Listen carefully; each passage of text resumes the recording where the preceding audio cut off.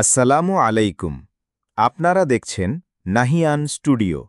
আজ আমরা উপস্থাপন করছি সূরা আল বাকারা এর দ্বিতীয় পর্ব আয়াত ৬ থেকে ১০ পর্যন্ত।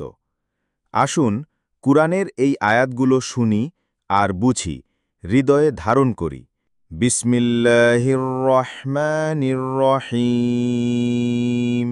শুরু করছি আল্লাহ নামে, যিনি পরম করুণাময়, অতি দয়ালু। ইন্নাল্লাযীনা কাফারু সাওয়াউন আলাইহিম আআনযারতাহুম আম লাম তুনযিরহুম লা ইউমিনুন। যারা কুফরি করেছে, তুমি তাদের সতর্ক করো বা না করো, তাদের জন্য একই, তারা ঈমান আনবে না।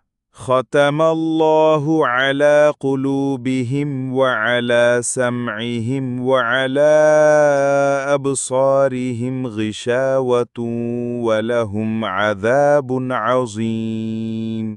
আল্লাহ তাদের হৃদয়ে শ্রবণে মোহর এঁটেছেন এবং তাদের চোখে রয়েছে পর্দা, আর তাদের জন্য রয়েছে এক মহাশাস্তি। وَمِنَ النَّاسِ مَن يَقُولُ آمَنَّا بِاللَّهِ وَبِالْيَوْمِ الْآخِرِ وَمَا هُمْ بِمُؤْمِنِينَ। মানুষের মধ্যে কিছু আছে যারা বলে, আমরা আল্লাহ ও পরকালকে বিশ্বাস করি, অথচ তারা বিশ্বাসী নয়।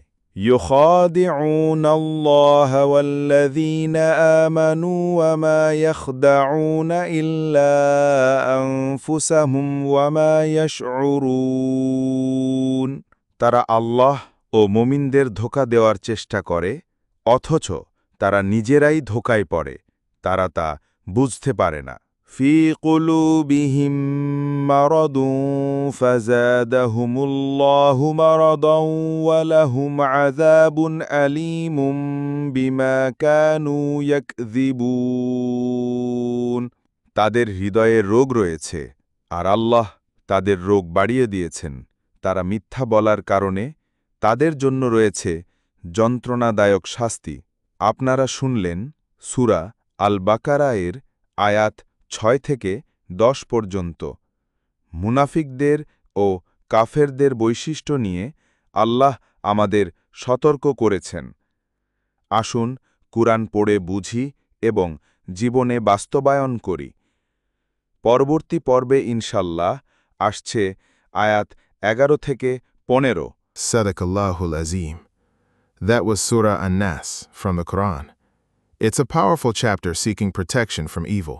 সাবস্ক্রাইব করুন নাহিয়ান স্টুডিও চ্যানেলটি। নতুন নতুন ভিডিও, মজার কন্টেন্ট আর তথ্যবহুল আপডেট পেতে এখনই সাবস্ক্রাইব দিন। নিচে ইউটিউবে সার্চ করুন নাহিয়ান স্টুডিও।